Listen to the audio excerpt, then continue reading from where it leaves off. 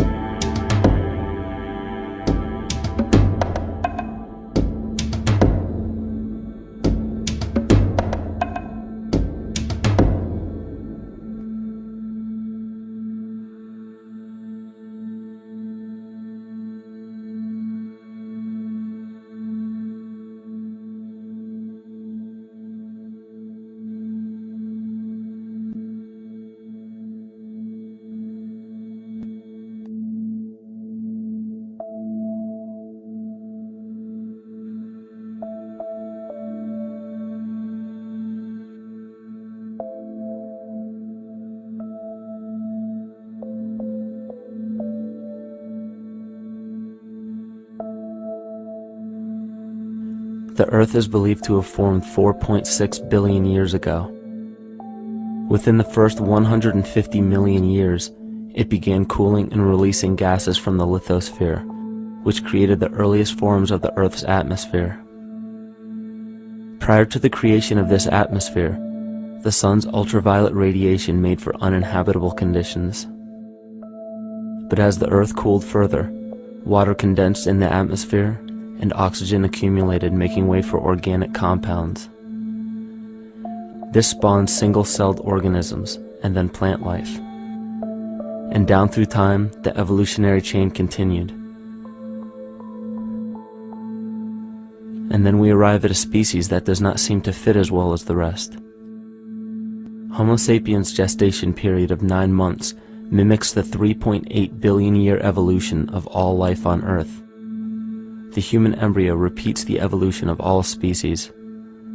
When the sperm and egg unite, this new creation is a single-celled organism. Within hours, this single cell divides and multiplies more rapidly than any other species. 4 weeks later, the embryo begins to develop gills mimicking aquatic life. A few weeks later, it develops lungs and a tail with reptilian appearance. From there, a mammal is recognizable, and then onto a primate form. It then sheds its laguna, which is the embryonic fur, and at last shows the characteristics of a human child. The human body is a community of approximately 50 trillion cells. Everything the body does, the cell does as well. Cells have respiratory and excretory systems. They feed, feel, think, and communicate with other cells.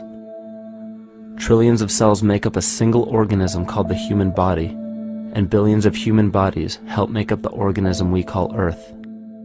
The Earth has more similarities with the human anatomy than you may think. Earth has its own electromagnetic generation, just like the human body. Research has found that a direct current of electricity flows through perineural cells found around every nerve in the body. These pathways are called energy meridians and have been used in the practice of acupuncture for at least 2,000 years. Dating even farther back is the notion of dragon paths or ley lines in which many megalithic structures and stone monuments were erected, marking the energy meridians of the Earth. These energy meridians are generated by the resonant frequencies of the Earth, called the Schumann waves. Each planetary body has its own resonant frequencies and is determined by the circumference and diameter as well as the speed of orbit and rotation. The Earth's resonant frequency starts at 7.83 Hz and ends with the 7th harmonic at 43.2 Hz, correlating with the 7 chakras. Ultimately, the greatest discovery of our Earth is its consciousness. A visible attribute of consciousness is an energetic field that governs the shaping of organisms. Morphogenesis is a scientific term to explain this very shaping of tissues, organs, and entire organisms. Consciousness is the creative force of the entire universe. It has been given many names such as God, Yahweh, Krishna, nature, the field, and divinity. The entire universe is in fact a single living, conscious organism with complete awareness of itself. The reason why it may seem difficult to comprehend this is because our understanding is typically limited by our language. When we hear the term conscious organism, we tend to anthropomorphize its definition. By giving it human qualities, we mistakenly look past what an organism truly is in the first place. The definition of an organism is any living thing capable of response to stimuli, reproduction, growth and development, and maintenance of homeostasis as a stable whole. Our universe does all of these things. The consciousness of our universe is responsible for the form and purpose that all matter assumes. The Earth's resonant frequencies are a result of its form. These frequencies are responsible for biological rhythms, such as menstrual and circadian cycles, as well as behavioral and emotional patterns. The frequencies are then picked up by the flora and fauna, which are biological instruments that respond to the wave patterns. The wave patterns resonate in the cranial structure of our head and converge in the center of our brain, which is where we find the pineal gland. The pineal gland is believed in many cultures to be the spiritual third eye responsible for intuition. Descartes called it the seat of the soul where mind and body meet. Each individual cell in our body receives an electromagnetic impulse from our central nervous system. They receive the very same impulse that was disseminated to every biological instrument from the earth. An explanation of our conscious universe has been attempted by religion, science, and philosophy. The neglect of biological nature from any organism causes illness. A divorce from nature, exile from Eden, confounding of tongues, they are all symptoms not of a biblical God or deity, but the true self. The greatest and only threat to ourselves is a loss of self, the death of our divinity. As we barrel through history with oceans of information, yet barely a drop of wisdom, we have to understand how we lost ourself.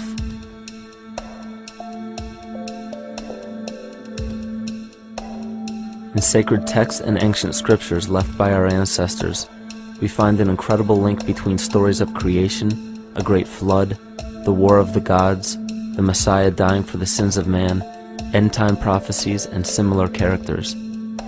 These correlations show up in myths from cultures that supposedly had no contact with one another due to distance in geography and time.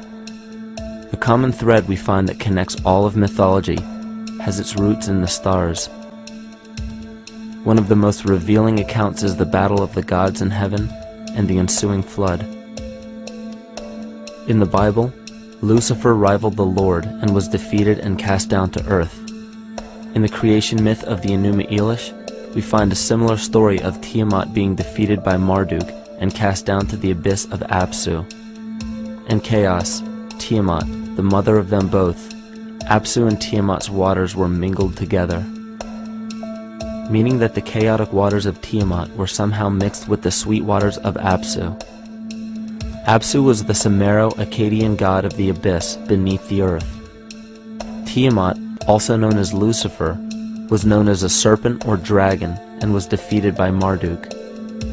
Marduk was the father of Nebo or Mercury, and Mercury is the same mythological character as the Zoroastrian Mithra, the Egyptian Hermes Anubis, and the Gnostic Hermes Christos.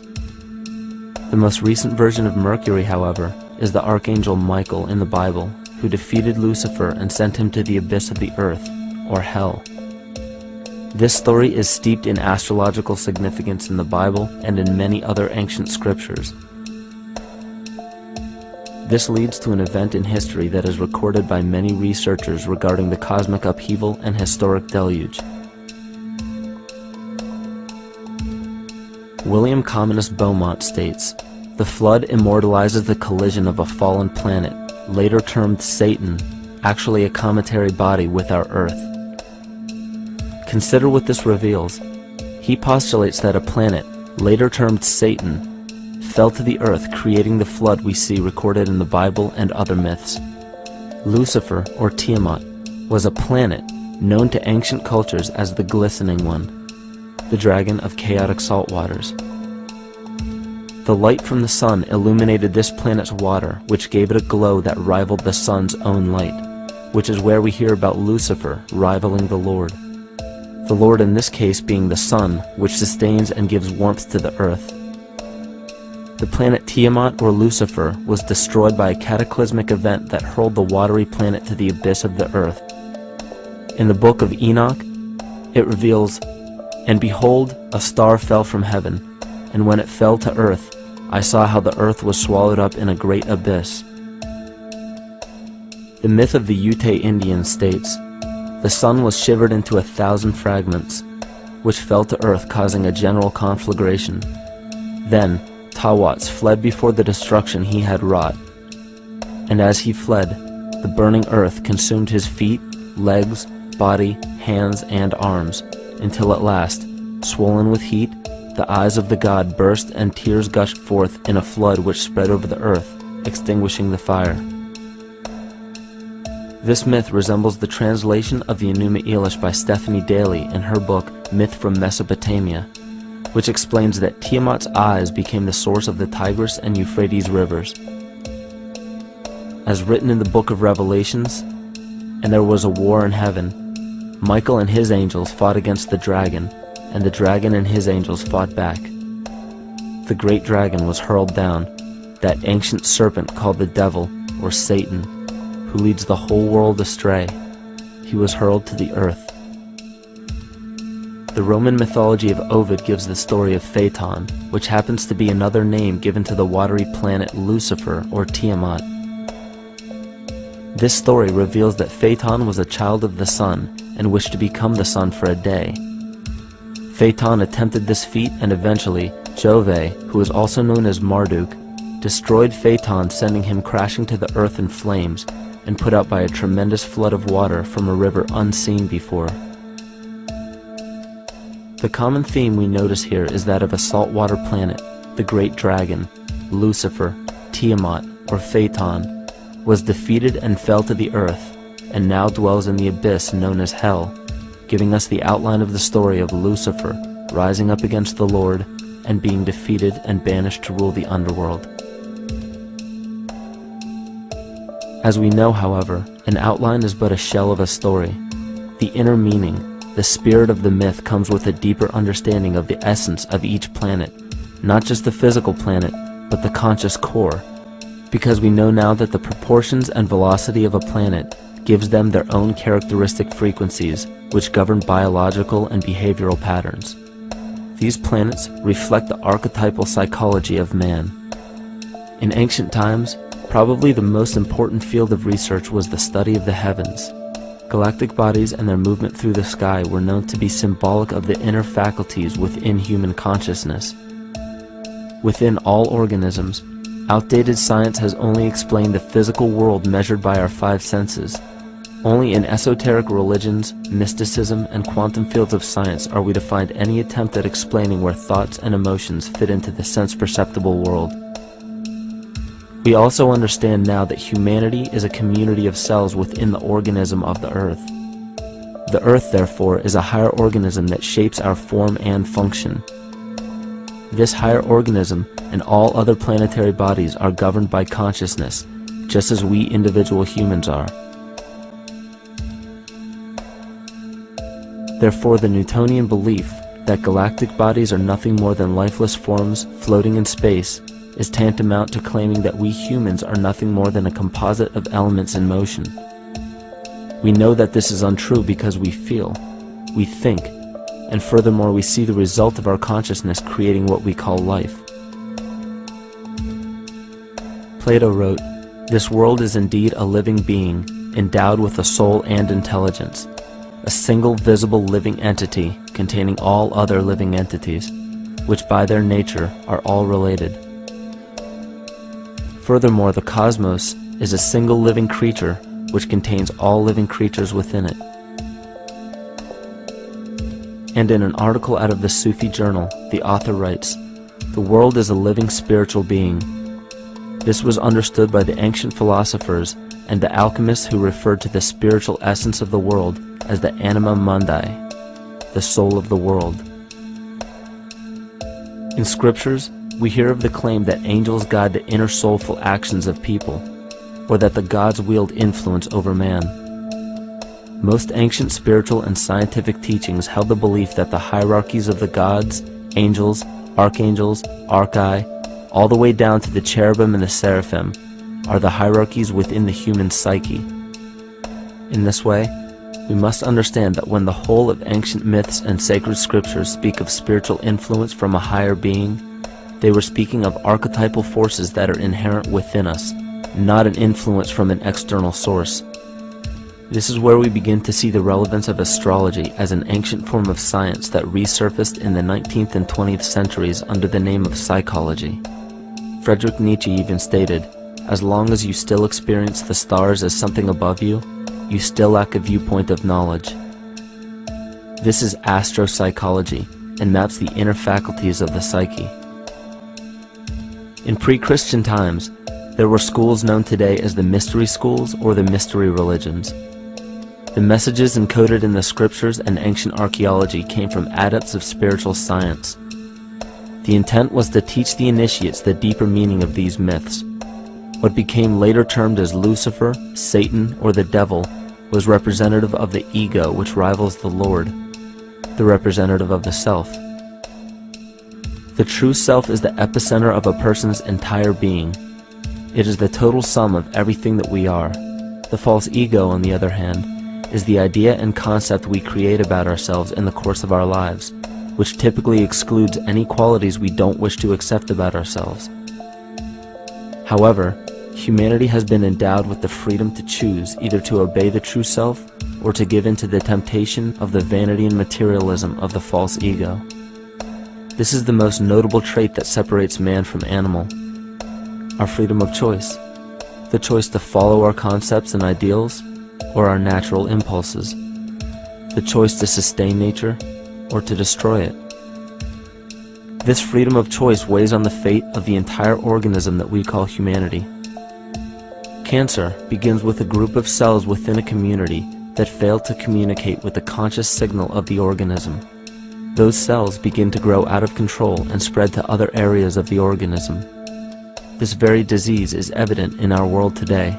The cancer upon our earth is the domination of our false ego and our divorce from nature. Collectively, among every human, vanity leads to segregation and competition. Competition leads to fear and greed. Greed leads to deceit and immorality. And immorality is the breeding ground for illness, waging war on our earth. Every act of hatred and destructiveness in our world begins with self-hate and self-destructiveness. And that all begins with a breakdown in communication.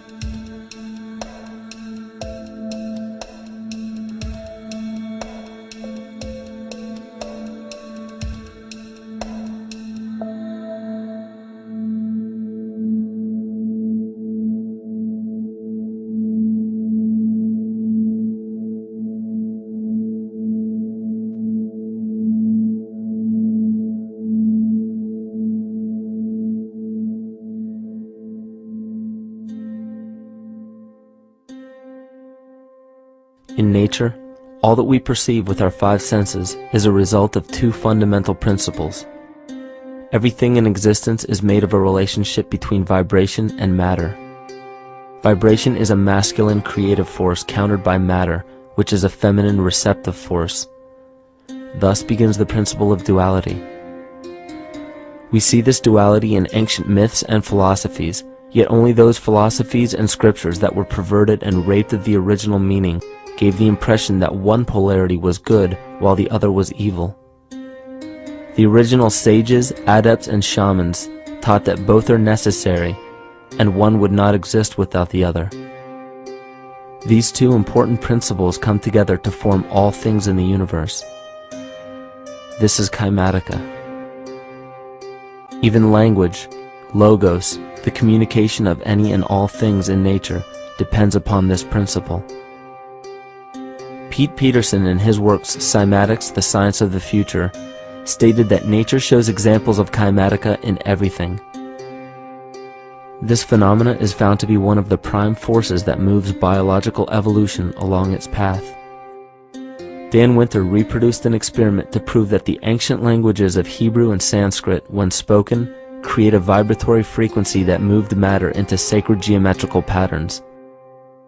Upon further investigation, Hebrew, Sanskrit, Aramaic, Arabic, and other elder dialects have older roots in a parent language of Gaelic and quite possibly an even earlier origin. In Swami Murugesu's The Science of Mantra, he claimed that when a person chanted specific words in Sanskrit while filming a burning candle, the intensity as well as the color of the flame would change due to the frequency that the word would emit. This same science has been shown to lower and raise blood pressure. And in his own words, certain sounds can affect their circulation and nervous system. Whatever change such vibrations cause extends to the mind of a person and also to the surrounding atmosphere, causing warmth or coolness. All this can be known by study and shown by practice. This rediscovered knowledge of the science of sound shows that sound is something more than mere vibratory signals. Not only does sound interact with life, but it sustains and develops it. It acts as a conduit of conscious intent between people, societies, and entire civilizations. Yet the psychic illness we endure due to the domination of our false ego is reflected in the collective.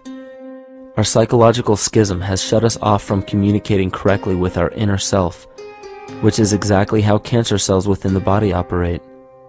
In the collective, we have created a language barrier between humanity and the rest of nature, acting as a global cancer. Recorded in history, the efficacy of the ancient languages has been severely uprooted.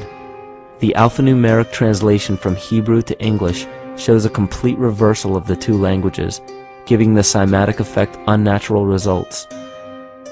Dr. Leonard Horowitz stated in his work on DNA, 1/3 of the sensory motor cortex of the brain is devoted to the tongue, oral cavity, the lips, and speech.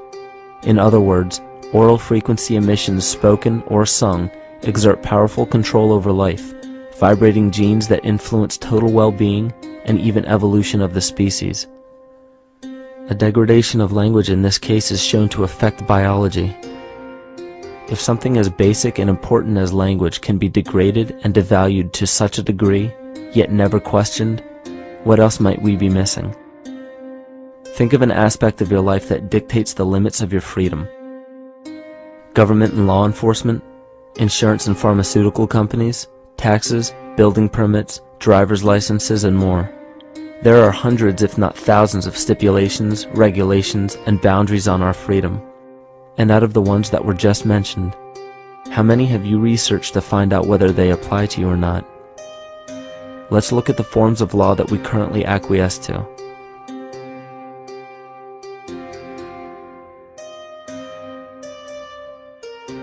A common misconception among people is that any rule or regulation that governs them falls under one category: law.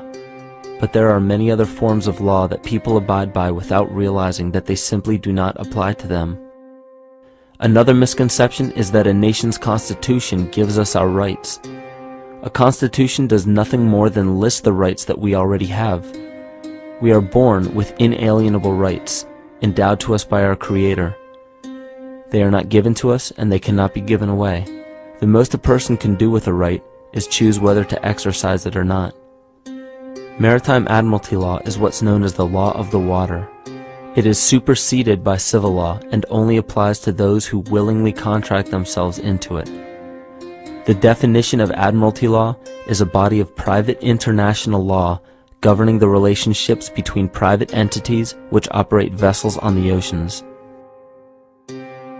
Let's look at how and why a form of law that is fashioned to govern corporations, businesses, and vessels has imposed its rule over natural human beings. This is all done through a form of word magic. A simple perversion of language has made it possible to convince people around the world that these alternative laws apply to them. One of the predominant beliefs in modern culture is that licenses, permits, registrations, and other forms of documentation are required to operate motor vehicles, use public roads, build structures and establishments, engage in free enterprise, and much more. Sadly, these beliefs are based on little to no investigation whatsoever, and are false. This belief structure is perpetuated by maritime admiralty law. This form of law was originally created to govern ships docking in foreign nations for the import or export of products and resources. It deals with banking and merchant affairs, not civil affairs. When a product is taken off of a ship and brought into a foreign land, that nation takes custody of the resource and accounts for it with a certificate. That certificate marks the birth date of that product in the custody of the respective nation. Think of why it is supposedly required to have a certificate of live birth in the first place. The Barron's Dictionary of Banking Terms defines a certificate as a paper establishing an ownership claim. So right there, we notice that everyone with a birth certificate is defined as being owned. People are used as collateral with other nations because the U.S. is bankrupt. The United States declared bankruptcy on March 9th of 1933. At this point, the U.S. began taking out loans from a private, non-government affiliated corporation called the Federal Reserve. With no money to pay back the loans, the United States began using the citizens as collateral. All birth and marriage certificates are literally warehouse receipts. Just look at the similarities of warehouse receipts and birth certificates. Both document the date of issue, a serial number, registration number or receipt number, a description of the product, and an authorized informant to notify the appropriate government agency. With all of this information being readily available, the majority of people are unaware of their involvement with maritime admiralty law. This is possible through the manipulation of language. This admiralty law changed the meaning of the word person from a natural living person to a corporation. Driver's licenses, vehicle registrations, auto insurance forms, building permits, gun permits, work permits, tax filing documents, birth and death certificates, traffic citations, and many other forms of documentation that were once believed to be absolutely necessary only applied to persons or corporations. Upon signing such a legal document, you are indirectly waiving your rights under the Constitution and lowering your status to that of a corporation that is created with the same exact name as you. The only way to reconcile your true name from the name of the corporation is to take notice that the corporation has its name in all capital letters. This is known as capitis diminutia maxima. You may take notice that your driver's license, birth certificate, social security card, insurance cards, and more use all capital letters to legally represent the corporation with your name, not you. The corporation is known as an artificial person, whereas you, the human being, are known as a natural person. This deception goes even deeper when it comes to the courts that we attend. When showing up to court, you will notice that there are seats for witnesses behind a wooden fence or barrier. The defendant must cross through the entrance to the other side of the barrier where the plaintiff and judge sit. This act symbolizes the boarding of a ship. At this time, business can be conducted in maritime admiralty law. The judge, acting as captain or banker, is responsible for settling the balance between the two sides. This is why there is always a monetary value involved in any court case. The captain is simply dealing with banking and merchant disputes. Once the balance is paid, the case is closed. To turn the court case away from admiralty law where your rights are not protected, you must avoid agreeing to represent the artificial person. This is done by stating that you are the natural person. You don't have a first or last name because those imply corporate title. In a court case, you may state that the court takes judicial notice of your honor's oath of office. Every judge must take an oath of office to practice law, yet you must make it clear to the court and the jury that the judge is acting as judge and not banker. Remember that you are a natural human being of the earth. You are not governed by anything but your own consciousness. Laws are created within a society. The society that created the laws we see being enforced today is called the Law Society. Yet the most beautiful part of this entire deception is the fact that we are not part of the Law Society, so their laws do not apply to us. Judges, lawyers, and law enforcement officers, they're all part of a society. Within that society, they've created their own language that's deceptively similar to English. They have these little things called statutes, acts, and regulations that seem like laws, but they really only apply to those within their society. So that basically means all the traffic violations, minimum age requirements, and everything except for damage to another person or their property doesn't really apply to the natural person. Laws only apply to those within the Law Society. The game being played is an illusion. You can simply choose to open your eyes and reclaim the freedom that you were born with, bound by nothing but the limits of your imagination. These are just a few examples of assuring that your rights are being protected. By far, the most important line of defense against this deception is to be aware of the perversion of language, and be absolutely aware of how you form your beliefs and concepts.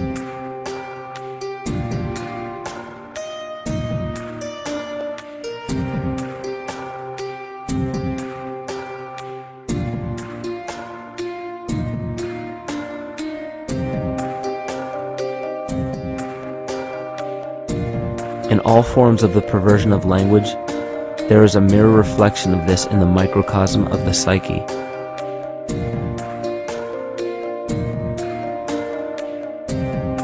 And the problem I see with humanity today is we don't truly know ourselves anymore. We have the 9-to-5 job, we have the house, the children, the bills, the television, the hobbies, and the errands that we run every single day, and we eventually begin to believe that this is who we are.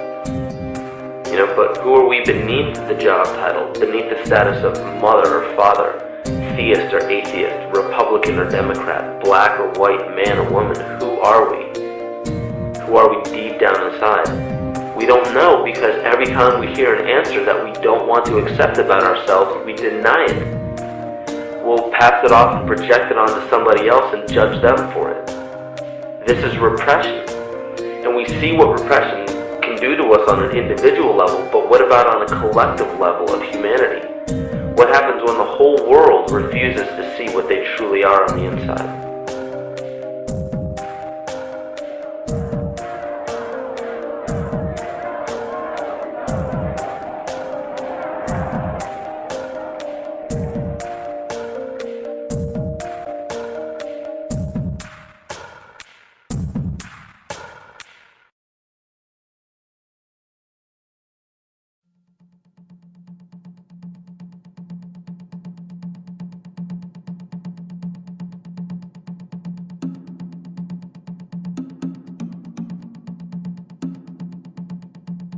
Carl Jung discovered that there is a collective unconscious connected to all humans, meaning that the whole of humanity shares a single mind with one another.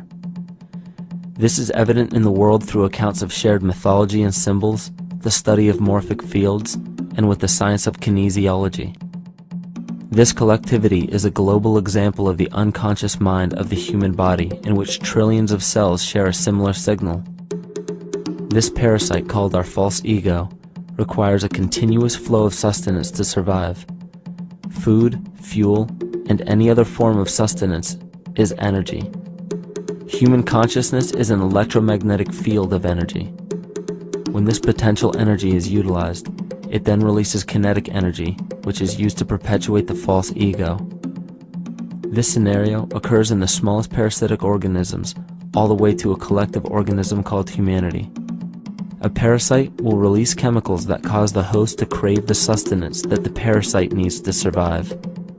As long as the host is unaware, it will keep feeding the parasite and starving itself. In a similar way, Wilhelm Reich stated that whole societies suffer from a psychosis caused by starving our organic biological impulses. He states that sexual suppression supports the power of the church, which has sunk very deep roots into the exploited masses by means of sexual anxiety and guilt. It engenders timidity towards authority and binds children to their parents. This results in adult subservience to state authority and to capitalistic exploitation. It paralyzes the intellectual critical powers of the oppressed masses because it consumes the greater part of biological energy. Finally, it paralyzes the resolute development of creative forces and renders impossible the achievement of all aspirations for human freedom. In this way, the prevailing economic system, in which single individuals can easily rule entire masses, becomes rooted in the psychic structures of the oppressed themselves. What Reich was showing in this powerful quote is that on a collective level, the suppression of a natural function, whether biological, spiritual, or emotional, will result in an abnormal reaction, a psychic disease. This illness or disease is reflected into the masses through a collective unconscious and acts as an epidemic.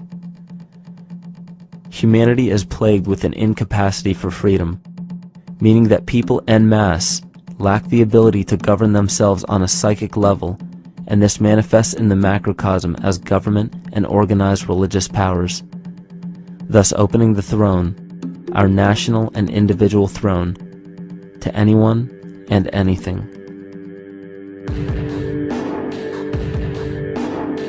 Enter the infamous rulers of the earth, the patriarchs of civilization, political, social, economic, and spiritual dictatorship, psychic tyranny. This simple illness within our psyche, this lack of responsibility and neglect of basic human freedom, has made way for every tyrant that has ever held rule over people on this planet.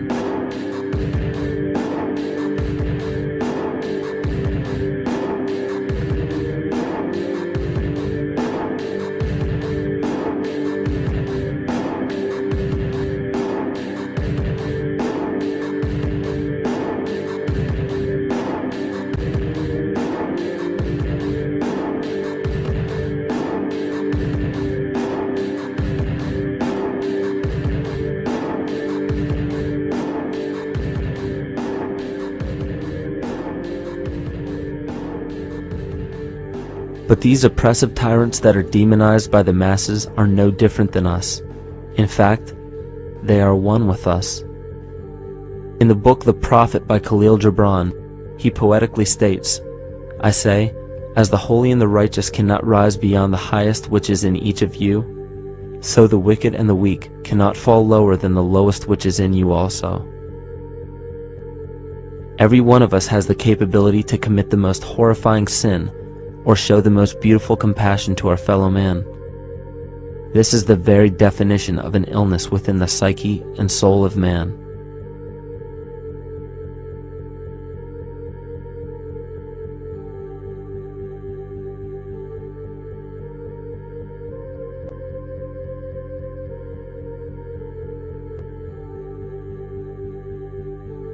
Think of any position of power that you believe to be above you. Royal families, government leaders, the United Nations, financial organizations, corporate monopolies, and media juggernauts. These are all facets of our false ego. They are the physical advent of our own sickness.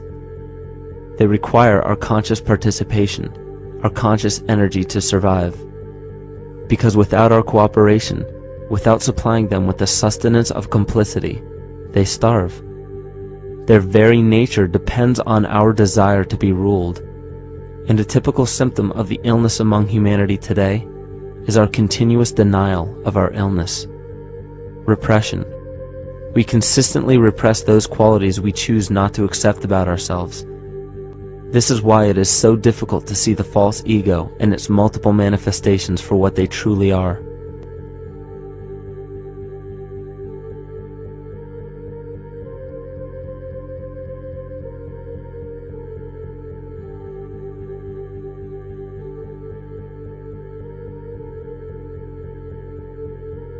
This is the very nature of the false ego. It acts as a red herring to distract us from the freedom we truly have. For this psychic parasite to survive, it must supply us with a chemical that will cause us to remain dependent upon it. In this case, the sustenance is our conscious energy. And in order for us to feed it to the parasite, the chemical of fear causes humanity to crave protection and defense.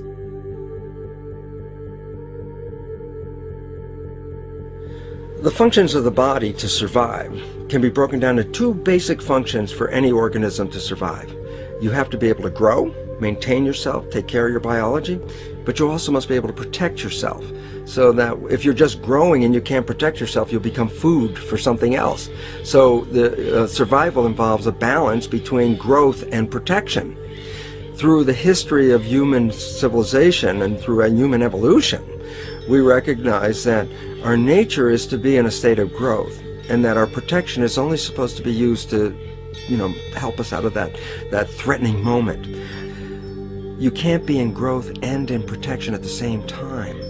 So the significance is, when we see a need of protection, the stress hormones in the body shut off the blood vessels in our viscera or gut, which is the part of the body for growth.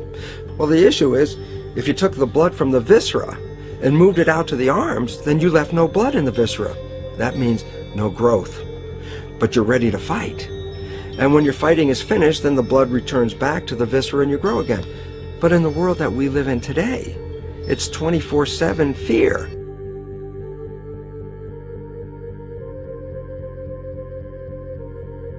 So we have a continuous dripping of that stress hormone into the body. It's just dripping all the time, getting us ready to run or fight or flight at any moment at the drop of a hat. We're ready to go because we're on guard. Well, the problem is, what does that mean about your allocation of energy? And it says, we're spending most of our energy in protection.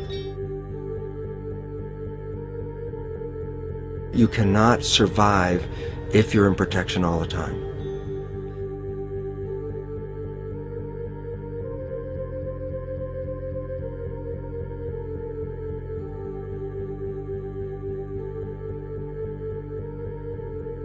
And if the parasite can control the nature of the fear, it can then create a fear among us that only it can defend us against. A recent physical manifestation of this comes from Zbigniew Brzezinski, former Secretary of State who also supported President Barack Obama. In his book, The Grand Chessboard, he states, as America becomes an increasingly multicultural society, it may find it more difficult to fashion a consensus of foreign policy issues, except in the circumstance of a truly massive and widely perceived direct external threat. Even the Reichsfuhrer of the Nazi Party, Hermann Göring, sums up this game of supply and demand perfectly when he stated, "The people can always be brought to the bidding of the leaders." That is easy. All you have to do is tell them they are being attacked and denounce the peacemakers for lack of patriotism and exposing the country to danger. It works the same in any country. It also works the same in every individual psyche. Just remember that the false ego has only one desire: to become greater and more powerful than the true self. This illness causes us to believe that we are separate from nature. This is why we see such a rise in the dependency of technology. This is why we see such little stewardship for the earth and the environment. And this is why we see bigotry, racism, sexism, and every other form of discrimination possible that leads to crime, violence, wars, and eventually, the global destruction of the organism.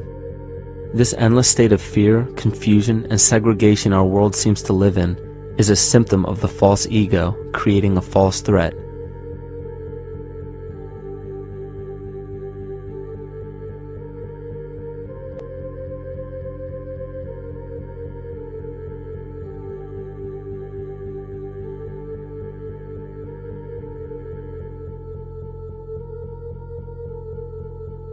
many of the United States presidents have blood relations with each other. The Bush lineage has blood ties to a great number of former presidents. George Washington, Millard Fillmore, Franklin Pierce, Abraham Lincoln, Ulysses Grant, Rutherford Hayes, James Garfield, Grover Cleveland, Teddy Roosevelt, William Taft, Calvin Coolidge, Herbert Hoover, Franklin Roosevelt, Richard Nixon, and Gerald Ford. Michael Tsarion points out in his work that Bush is closely related to every European monarch on and off the throne, and has kinship with every member of Britain's royal family. Bush's family tree can be documented as far back as the early 15th century. He has a direct descent from Henry III and from Henry VIII's sister Mary Tudor. He is also descended from Charles II of England. And we also find that George W. Bush is a direct descendant of Godfrey de Bouillon. Godfrey was the first king of Jerusalem after he recaptured it from the Saracens, which was the name for the Islamic faith during the Middle Ages. It is interesting to note that the current occupation of the United States in the Middle East was re-established by the same family, George Bush Sr. in 1991, and again by George Bush Jr. in 2003. George Bush Jr. is then found to be a cousin to both opposing candidates of his 2 terms in office, Al Gore and John Kerry. Democratic President Barack Obama also has blood ties with George W. Bush, as well as Gerald Ford, Lyndon Johnson, Harry Truman, James Madison, and the British Prime Minister Sir Winston Churchill. On the opposing side of the 2008 presidential ballot, John McCain is descended from Robert the Bruce, King William I of Scotland, and also Godfrey de Bouillon. Probably one of the most interesting facets of the bloodline relations is the fact that the whole British royal family has descent from the Muslim prophet Muhammad through the Arab kings of Seville. This bloodline was passed through the kings of Portugal, Castile, and eventually down to King Edward IV. This is a very, very different story from what you hear the media pumping out every day, being this idea of lineal superiority. It's completely debunked according to the foremost authority of aristocratic lineage, Burke's peerage. And this just goes to show that there's the true story, and then there's the manufactured illusion, the front that's given to the public.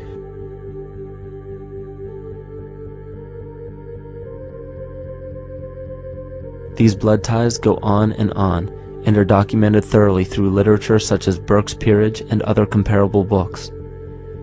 The point of all of this is that we find not just the same people, but the same intent within the people who have held high positions of monarchy, dynasty, aristocracy, and democracy in the past and present, and they are all related by a physical and symbolic link. This bloodline carries the symbol of our illness.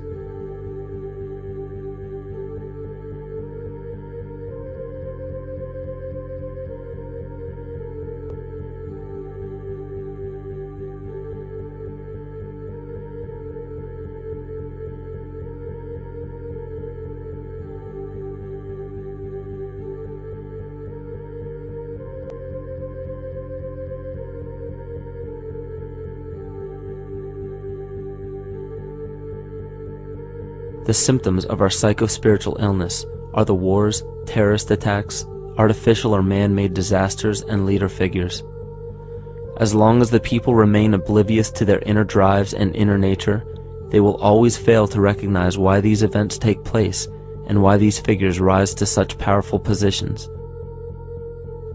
The reason why we have failed for thousands of years to conquer these archetypal rulers permanently is because for thousands of years we have been fighting the symptoms of an illness and not the root cause.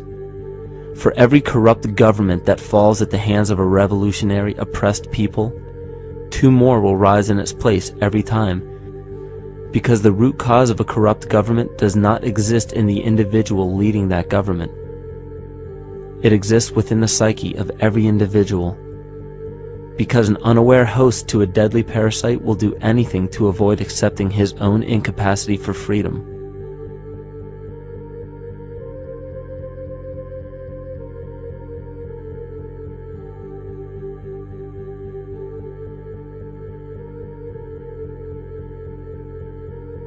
We are so bereft of sanity in this world that those few who simply stop projecting onto others and begin facing their own demons are seen as neurotic. An article written in the 1950s states that studies showed that individuals who had been isolated from their familiar social and cultural environment became neurotic. This shows that when those individuals had no object to identify their darker emotions with, they began to see these things in themselves, that which they refused to recognize before, and were unaware of why they appeared and how to cope. Facing our true inner self is virtually unknown in our world today. This is why no matter how many civilizations rise and fall, it is our collective consciousness that creates our governing apparatus, not individual people.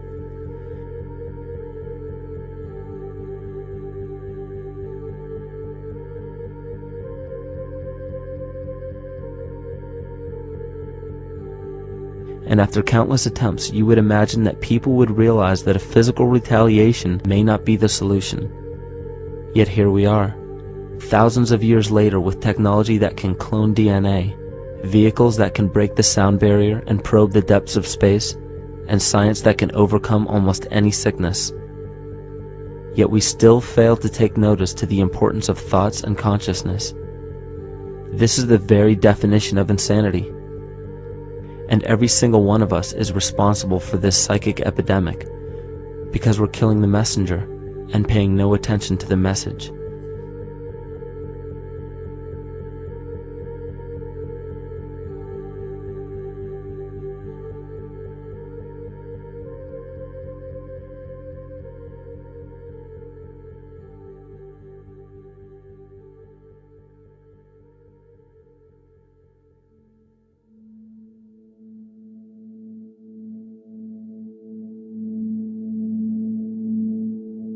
During the 1990s, 3 Nobel laureates in medicine advanced research that revealed the primary function of DNA lies not in protein synthesis as widely believed for the past century, but in electromagnetic energy reception and transmission. Less than 3% of DNA's function involves protein manufacture.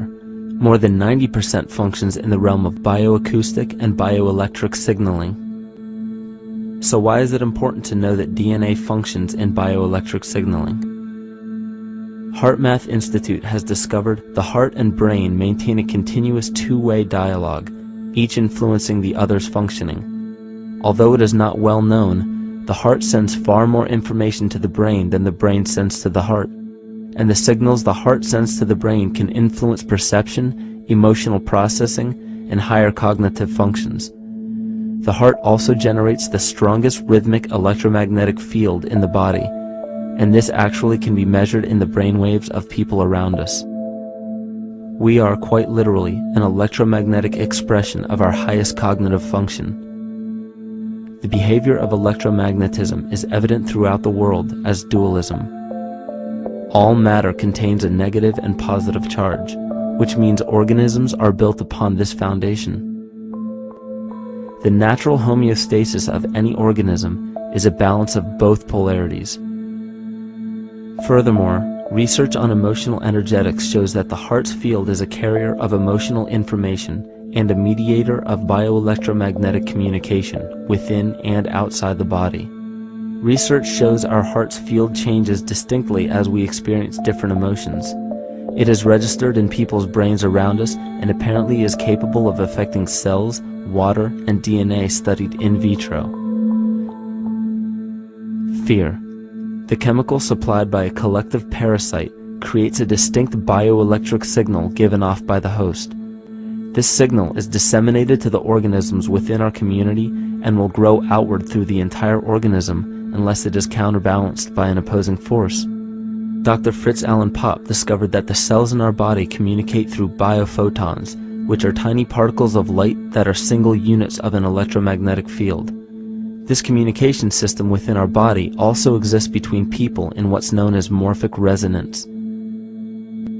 This was known by the shamans, sages, and adepts of antiquity. These teachings were commonplace in prehistoric cultures. It wasn't by sheer chance that artistic expression and rituals were the cornerstone of every ancient civilization. Art was used as a personal method to exercise the shadow content of the psyche and introduce it to the conscious mind. This was very literally viewed as psychic therapy. Ritual was based around astrological dates. As we've learned, the study of the stars and planets reflect our own astropsychology. The shamans would perform rituals on astrological dates that would correlate with a circadian rhythm or a psychological cycle. These rituals kept the human participants aware of their inner self and prevented the repression of psychological content. As long as people were facing their inner demons and accepting them as their own, they were not collectively projecting them into the physical world. If you bring forth what is within you, what you bring forth will save you. If you do not bring forth what is within you, what you do not bring forth will destroy you. The progeny of our psychological disease began growing rapidly after a series of catastrophes forced the collective into a somatic state of fight or flight. This lowered the immunity of the population by introducing a state of immense stress. Our body becomes more susceptible to illness under stress. In this manner, humanity fell ill when entire bodies of land were swallowed up by the floodwaters. This uprooted many tribes, chiefdoms, and civilizations from their homes, and their ritual practices that were used as a conduit for psychic wellness were put on hold in order to survive the catastrophe and seek new homes. The shamans were spread to many new areas of the world. This information has been suppressed. We are made to believe that advanced civilizations such as ancient Egypt and the Mayans of Mesoamerica came about with no prior rudimentary remnants or evidence of evolving intellectual artifacts to bring them to their peak. We are meant to believe that their incredible knowledge of mathematics, astrology, agriculture, economy, polity, and architecture came out of nowhere. This leads many researchers today to the understanding that the origins of these civilizations have been suppressed. Not surprisingly, the force that has guided the suppression of this knowledge comes from the exact bloodline of the political and religious leaders stated previously. These are some of the notable book burnings and suppression of important texts in our history.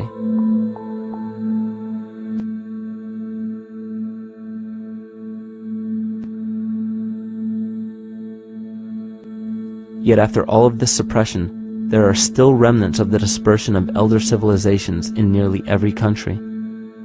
There is tremendous evidence of ancient cultures visiting North America long before the conventional belief of European colonization. Barry Fell states in his book America BC, there are ancient inscriptions now being reported from nearly all parts of the United States, Canada, and Latin America, written in various European and Mediterranean languages in alphabets that date from 2,500 years ago.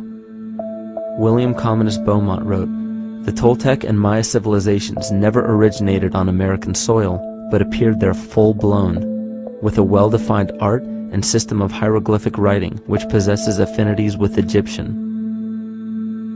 It is found that there are thousands of prehistoric sites across New England and several other northern states showing inscriptions, carvings, and mounds created by Druidic mariners as far back as 800 BC. To suppress this information further, it was not only imperative for the bloodline to burn the documented texts containing true historical information, but to wipe out the cultures that derived from these ancient shamans. The most devastating genocide ever endured was and still is the annihilation of shamanic tribes. We've lost our traditional roots and don't know about ritual. The dragon dances and the ghost dances of the Native American Indians, what do you think that was all about? All the shamans of the world, when they do their rituals, they're doing that. Their work, harmonically through dances, is to strengthen the immune system of the earth. You know, but they've been all murdered. So that was why in the 17th century, exactly the same period I'm talking about, there was an all-out agenda that when you come across indigenous people, you annihilate them. Columbus was sent on his expedition along with agents of the crown to disrupt the lives of the natives and seize mineral resources. He visited every island in the Caribbean, depleting the gold and taking as many slaves of the native Taino tribe as possible. 5 million natives were murdered within 3 years, according to Leah Trabeck. Within 15 years, the Arawak tribe of 250,000 was completely wiped out. The population of the United States prior to European contact was greater than 12 million. 4 centuries later, the count was reduced by 95% to 237,000. From 1494 to 1508, over 3 million people had perished from war, slavery, and the mines. Who in future generations will believe this? I myself, writing this as a knowledgeable eyewitness, can hardly believe it. My eyes have seen these acts so foreign to human nature, and now I tremble as I write. Another agent of the false ego bloodline was Hernando Cortés, who decimated the Aztec tribe and plundered their mineral resources. This again was the case through Cortés's second cousin, Francisco Pizarro, who conquered the Incan Empire in Peru. These atrocities are seen throughout Africa, New Zealand, New Guinea, East Timor, and are still seen today in Canada. This was a deliberate attempt to bury any surviving remnants of the ancient world and our true history. It is a naive mistake, however, to categorize and blame everything and everyone involved with politics or religion for this suppression of knowledge. It is only natural for people to crave spiritual understanding when there are so many manufactured missing links and perversions in the spiritual texts today. And due to this void of spiritual wisdom, honest and moral people who are simply trying to understand their place in this world become the prime consumer market for those who wish to exploit this vulnerability. The ego is something that is it's insecure. It's something that is in need of control. The ego actually is an inferior thing, but it's trying to act like it is something that is superior. Hence this schism occurs between the ego and between the unconscious or the self. There's a kind of a messiah complex at work here as well, I feel, that we project the savior type ideal on someone, and we expect them to save us, and we're not willing ourselves to kind of deal with this and get to the root of why we perhaps feel insecure, or why we feel we don't have enough power to run our own lives, basically. If we look at the New Age movement, for instance, which is another kind of trap in all of this, where people might end up, actually, they're looking for something so bad that they're taking all these things that are handed to us or to them, but it's not really based on any real understanding. It's still kind of coming from a religious type of perspective. People are genuinely seeking something new. They're genuinely seeking a new type of spirituality, or to better themselves, or to change something, but this is being hijacked. And what they actually do is that they lead you into another type of group mentality or New Age religion, whatever it is, and people still are not able to kind of really break free from that and follow their own journey or their own path, which I think is very important in all of this.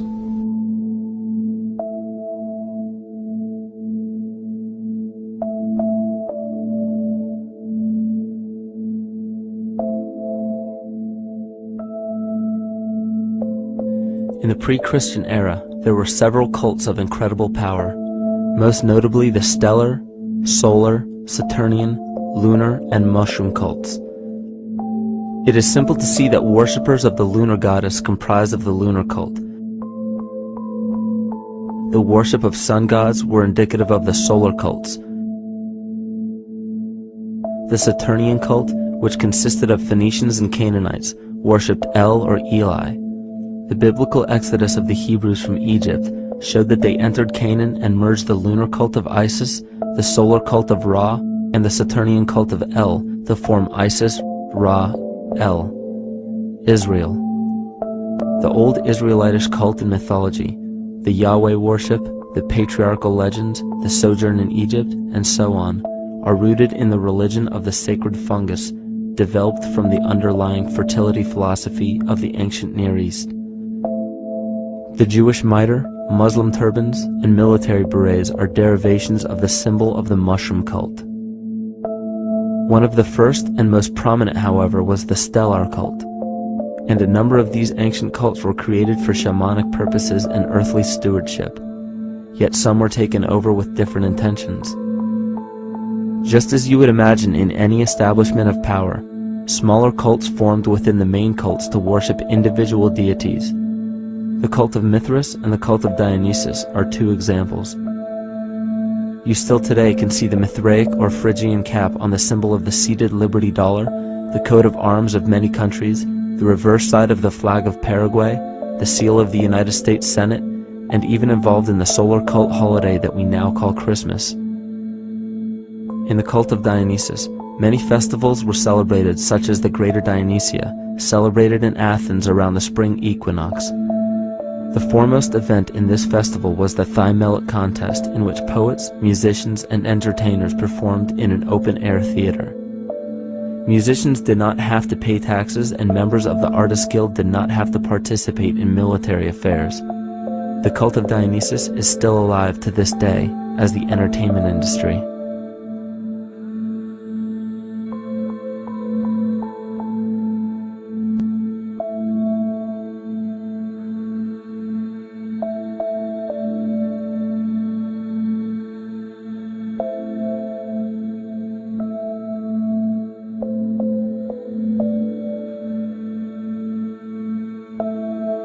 These cults still exist in many important positions of power throughout the entire civilized world. Yet the most important function of these groups is to manufacture the consent and complicity of the people. The conscious mind is the creative mind. It's the one that has your personal identity into it. It does the real thinking. And then there's a subconscious mind. Well, there's no entity in it. The subconscious mind is equivalent of a tape player. It records behaviors, and then at the push of a button plays a behavior. It's automatic. It's a very convenient thing, because then we don't have to relearn all the time. Once you know it, you can make a pattern. The problem is that the basic patterns of belief and behavior that are programmed in the subconscious mind came from our teachers, primarily our parents, our family, and our community. So most people don't even understand how easily we're influenced by our environment. Every person that we encounter, every single situation that we're faced with, every little word that's said on television may not seem too influential to our conscious minds, but your unconscious is designed specifically to let every environmental signal influence you without your awareness. So the question is, are we leading conscious or unconscious lives? And now neuroscience has told us in the unfolding of our lives, only 5% of our life is controlled by our conscious mind, and 95% of the time controlled by the subconscious with programs from other people that were installed in there. And the problem is, it means when those programs are playing, we don't see them. And the skeptics will sit there and say, consciousness, archetypes, astrology? No. We create things with our hands, not our minds. Archetypes aren't physical. They can't influence me. But when you think of the fact that we're only conscious of this small little fraction of our behavior, what we don't realize is that entire countries, entire civilizations that think they're free and independent, but are unconsciously too afraid to be free and independent, they will beg to be governed. And if they can't do it themselves, who do you think will consciously or unconsciously take that responsibility? It usually ends up being that strong, masculine, animus archetypal figure. When we think we're in danger, we're not looking for our mother to nurture us. We want our father to protect us.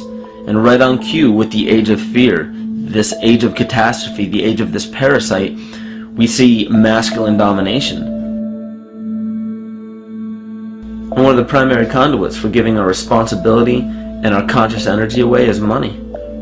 We surely don't want to admit that our dependency on money is flawed, because that would imply that the fault is our own. And God forbid we take responsibility for our lives, so we blame the money. This is the cornerstone of the entire illusion being built around us by the false ego. Money is said to be the root of all evil, yet it cannot be evil because money is only a symbol. Symbols carry only the faith and spirit of the observer. This means that the symbol of paper money evokes and surfaces the evil intentions and inherent flaw of our false ego. Money only exists because we agree to accept it as valuable. And to further illustrate our incapacity for freedom, we've given the control of our faith-based money to a private corporation instead of the federal government. There is no law stating that we have to use Federal Reserve notes as currency. We choose to because we fear the alternative: independence.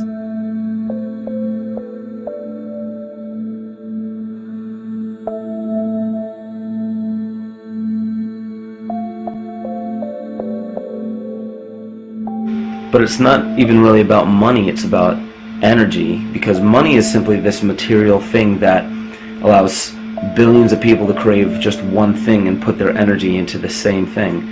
It's not the plasma TV or the house or the lifestyle or the job or the significant other or the status that we're really after, because we know that we're empty.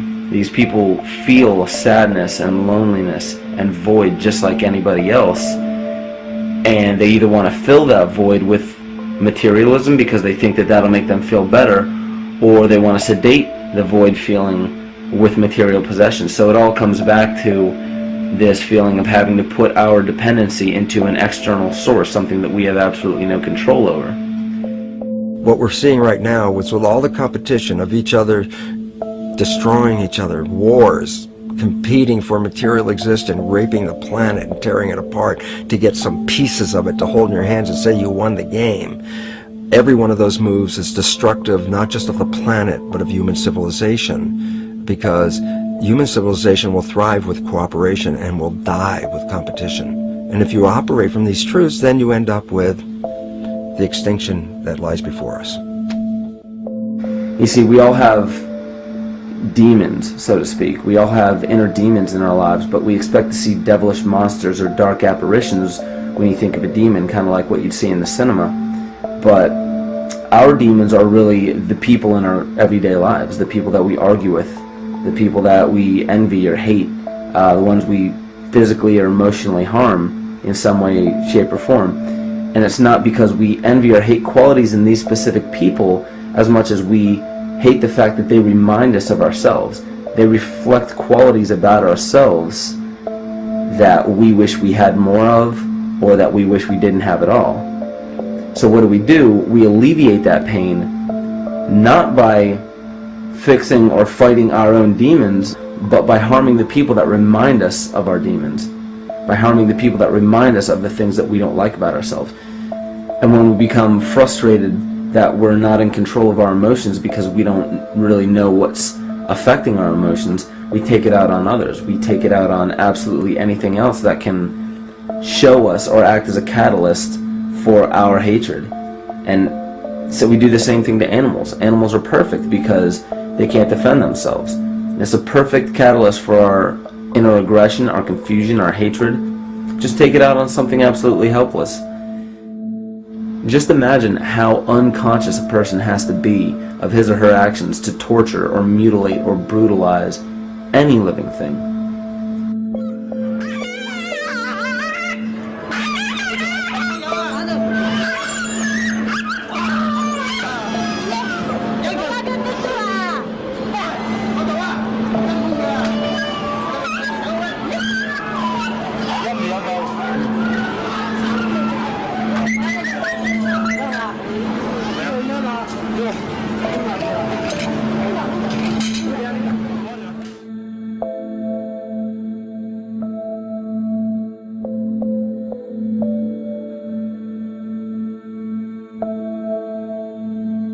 The goat's down, and he'll be here, and we can. Ouch! Come on! Ooh, he bit you. Look at his tail.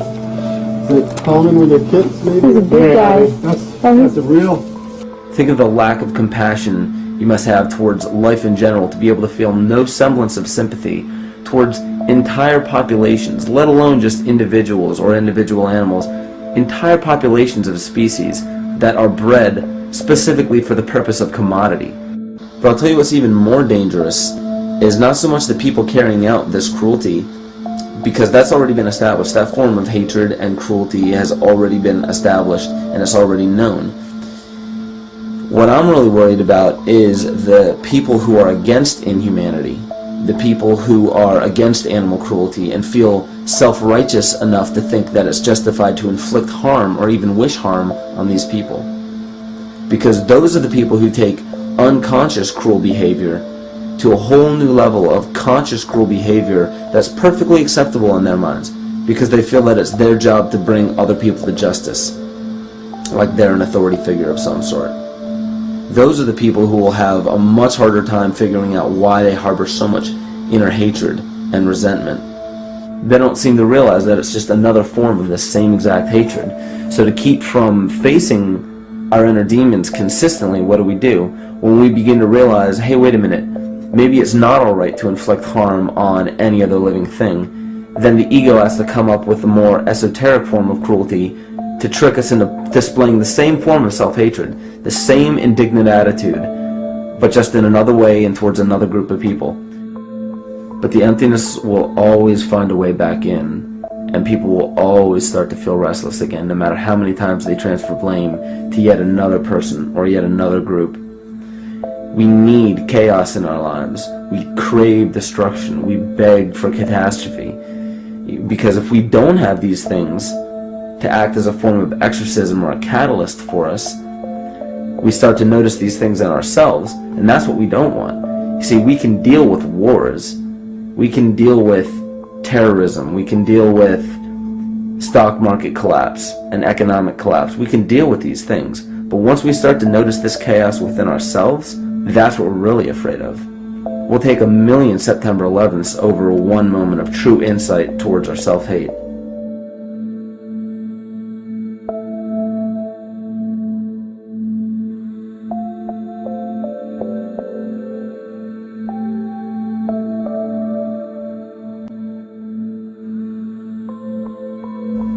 And you know, the most interesting part of all of this is we encounter things every day, every single day, that we either accept with open arms or that we reject violently. The interesting part is not really what we're accepting or rejecting as much as what it is inside us that makes us feel compelled to a certain thing or repelled from a certain thing. There's this fundamental dual behavior of muscular strength or weakness, attraction or repulsion. And what's interesting about this is when you realize that consciousness, awareness, that intangible essence that animates all matter into what we see around us as life, that is where you will find the origin of this dual behavior. It's been explained as the inhalation and exhalation of Brahma, the contraction and the expansion of Ahriman and Lucifer in an anthroposophical setting, the active and the passive qualities in electricity, the masculine and feminine qualities, yin and yang, existence and nothingness. These are all ways to explain the same behavioral process that begins with awareness. It begins with consciousness. And if you get rid of all the images and concepts in our minds of these sayings in your head and just try to feel the difference between the two polarities, you'll begin to notice that all of the different scenarios and possibilities that are playing out in the world all spawn from this common origin. You'll have 1,000,000 people telling you why the Bible is supposedly the Word of God and that you should follow it word for word. And then you'll have another 1,000,000 claiming that it's a form of mind control and not to believe any of it. Everybody will tell you to beware of this or watch out for that. This is good information, this is bad information. And I just have to wonder, what makes anyone an authority figure enough to say that something is true or false? And why are you denying or accepting anything based on the suggestion of another person? Why aren't you making that decision for yourself? Information is information.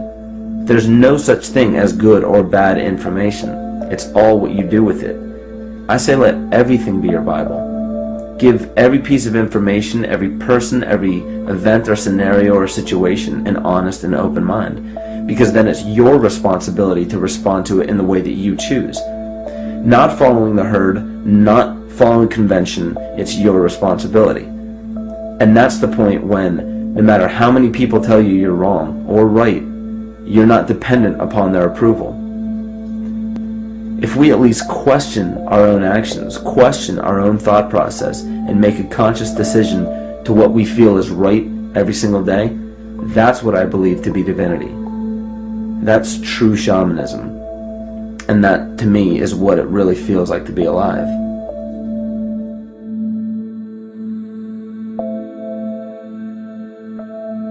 In this conscious, living universe, there are no laws of nature, just habits. There is nothing external to the universe to enforce a law upon it. The illusion of a fixed law of nature is only the result of there being no need for that habit to be broken. When habits need to be broken to ensure the survival of the organism, we see this event in nature and call it evolution. The collective mind shapes our evolution. And a great example of this is the experiment done by John Cairns in 1988. His team put lactose-intolerant cells in an environment with only lactose for food. Under a law of nature, every one of these lactose-intolerant cells would have died. But surprisingly, they all survived. Every one of them understood the problem that they were facing and replaced the defective lactase enzyme with a functioning one to utilize lactose for food. If a cell has the ability to decide how and when to evolve because it's facing extinction, then anything can. The existing beliefs are that a human body is a biochemical machine controlled by genes, and therefore the behavior, emotions, and character of our biology, our health, our lives are controlled by genes which we don't control. So this is what we taught people. You're a victim. Genes control your life. You didn't pick them. You can't change them. The genes you end up with program what's going to happen. My experiments on stem cells, which I started in 1967, I'd isolate one stem cell, put it in a petri dish, and then it would divide every 10 hours. So I took all the cells, split them up into 3 groups, and then just put them in 3 petri dishes. And then I changed the growth medium, the constituents of the environment, in each of the 3 dishes. In one dish, the cells form bone. The second dish, they form muscle. And a third dish, they form fat cells. What controlled the fate of a cell? And the first thing you have to say is, well, wait, they were all genetically identical when they were put in a dish. So obviously the genes didn't control it because they all had the same genes. What was different was the environment. And all of a sudden in my career it said, oh my gosh, here I am teaching genes control life, and the cells are telling me genes respond to life. And since you can control the response, you can control your life. It's how you read the environment, how your mind perceives the environment. And if you understand this, then you could lead yourself to the most wonderful expression on this planet, to be fully alive and fully healthy by just how you respond to the world.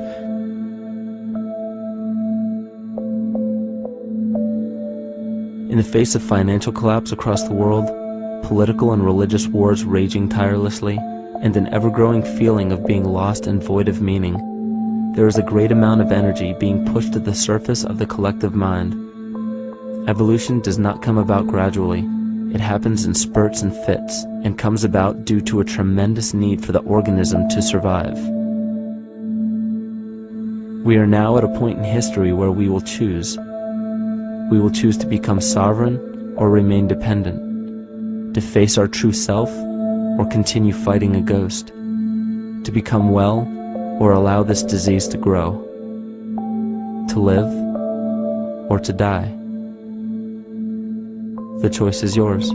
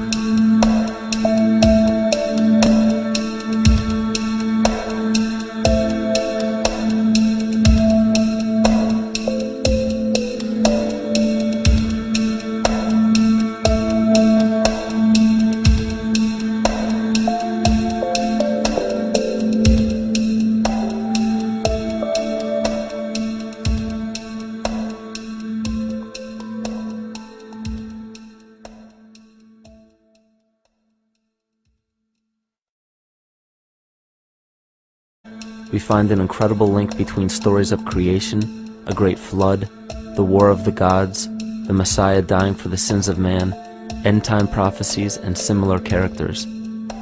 These correlations show up in myths from cultures that supposedly had no contact with one another, due to distance in geography and time. The common thread we find that connects all of mythology has its roots in the stars. One of the most revealing accounts is the battle of the gods in heaven and the ensuing flood. In the Bible, Lucifer rivaled the Lord and was defeated and cast down to earth.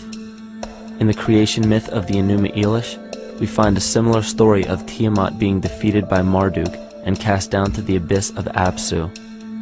In chaos, Tiamat, the mother of them both, Apsu and Tiamat's waters were mingled together, meaning that the chaotic waters of Tiamat were somehow mixed with the sweet waters of Apsu.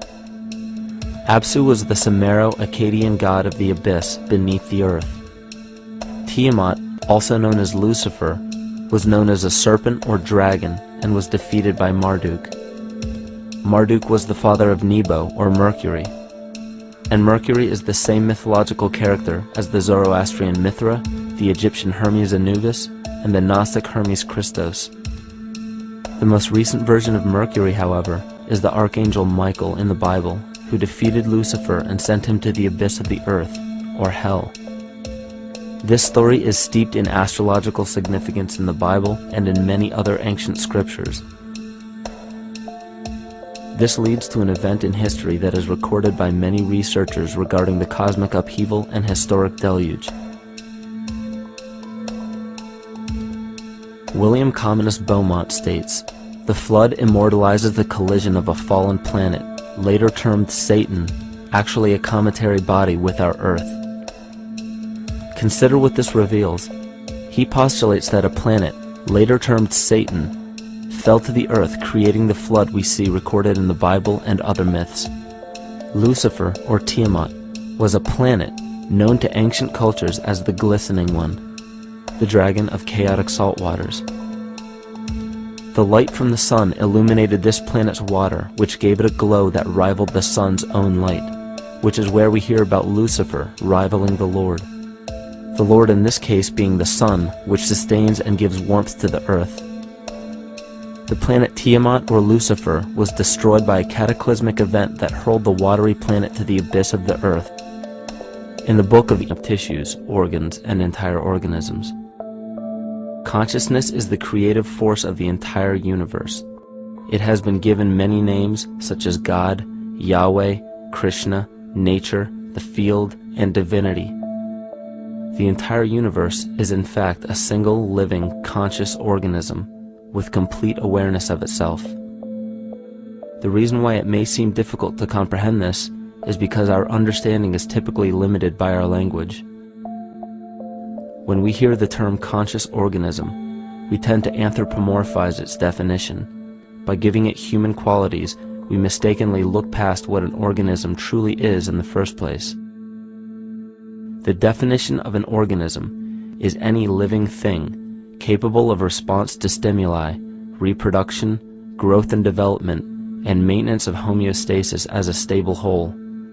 Our universe does all of these things. The consciousness of our universe is responsible for the form and purpose that all matter assumes. The Earth's resonant frequencies are a result of its form. These frequencies are responsible for biological rhythms, such as menstrual and circadian cycles, as well as behavioral and emotional patterns. The frequencies are then picked up by the flora and fauna, which are biological instruments that respond to the wave patterns.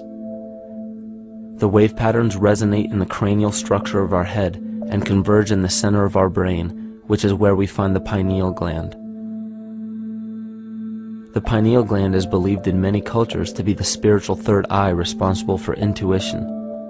Descartes called it the seat of the soul where mind and body meet. Each individual cell in our body receives an electromagnetic impulse from our central nervous system. They receive the very same impulse that was disseminated to every biological instrument from the earth. An explanation of our conscious universe has been attempted by religion, science, and philosophy. The neglect of biological nature from any organism causes illness. A divorce from nature, exile from Eden, confounding of tongues, they are all symptoms not of a biblical God or deity, but the true self. The greatest and only threat to ourselves is a loss of self, the death of our divinity. As we barrel through history with oceans of information, yet barely a drop of wisdom, we have to understand how we lost ourself.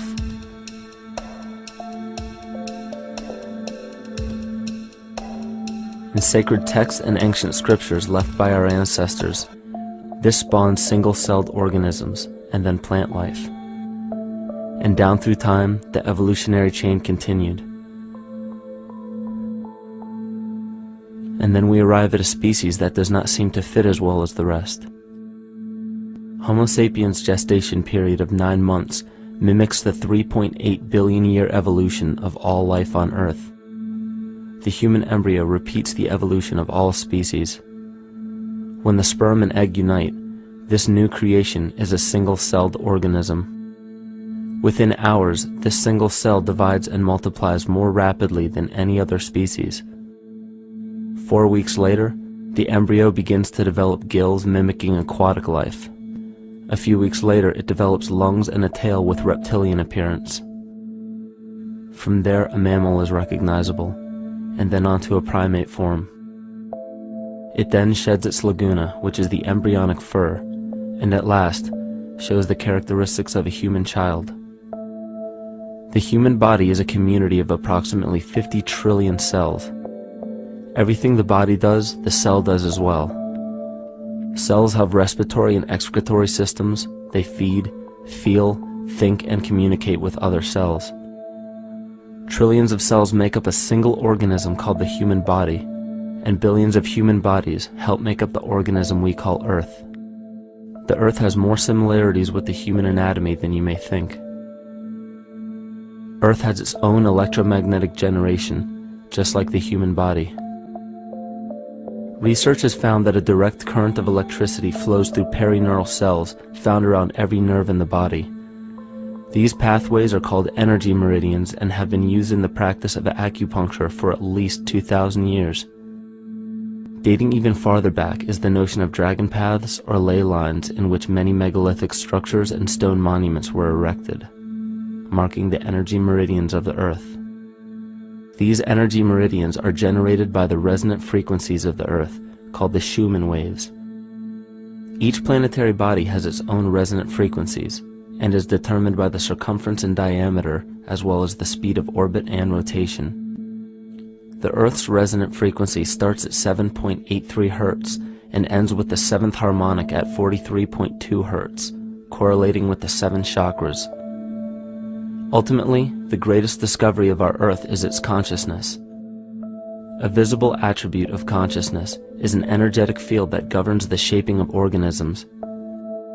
Morphogenesis is a scientific term to explain this very shaping. Enoch, it reveals, "And behold, a star fell from heaven, and when it fell to earth, I saw how the earth was swallowed up in a great abyss." The myth of the Ute Indians states, "The sun was shivered into 1,000 fragments, which fell to earth, causing a general conflagration. Then Tawats fled before the destruction he had wrought. And as he fled, the burning earth consumed his feet, legs, body, hands, and arms, until at last, swollen with heat, the eyes of the god burst and tears gushed forth in a flood which spread over the earth, extinguishing the fire." This myth resembles the translation of the Enuma Elish by Stephanie Daly in her book Myth from Mesopotamia, which explains that Tiamat's eyes became the source of the Tigris and Euphrates rivers.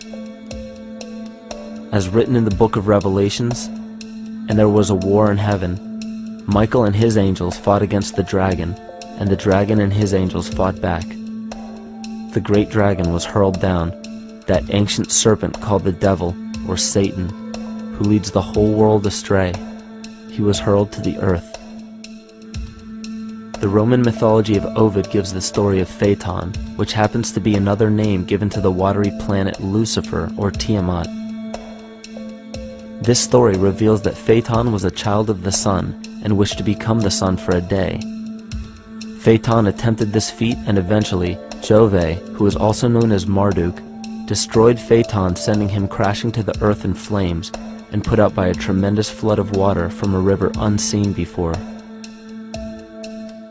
The common theme we notice here is that of a saltwater planet, the great dragon, Lucifer, Tiamat, or Phaeton, was defeated and fell to the earth, and now dwells in the abyss known as Hell, giving us the outline of the story of Lucifer rising up against the Lord and being defeated and banished to rule the underworld. As we know, however, an outline is but a shell of a story. The inner meaning, the spirit of the myth, comes with a deeper understanding of the essence of each planet, not just the physical planet, but the conscious core, because we know now that the proportions and velocity of a planet gives them their own characteristic frequencies, which govern biological and behavioral patterns. These planets reflect the archetypal psychology of man. In ancient times, probably the most important field of research was the study of the heavens. Galactic bodies and their movement through the sky were known to be symbolic of the inner faculties within human consciousness.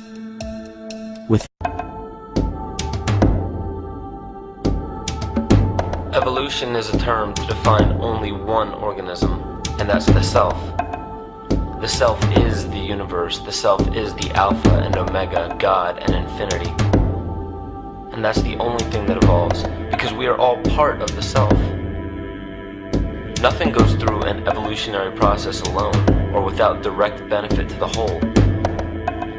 So when you begin to think that there's this controlling elite, this controlling hand behind the curtains leading the planet to destruction, when you think the end is near, the apocalypse, Armageddon, and when you think we as a species are doomed, it is not they, it is you that brought this about. And for a very good reason. You are evolving. Stop blaming everybody and everything else. Quit panicking about global tyranny and natural disaster and pay attention. Because the world is telling you something, is telling you exactly what is wrong with you and how to fix it.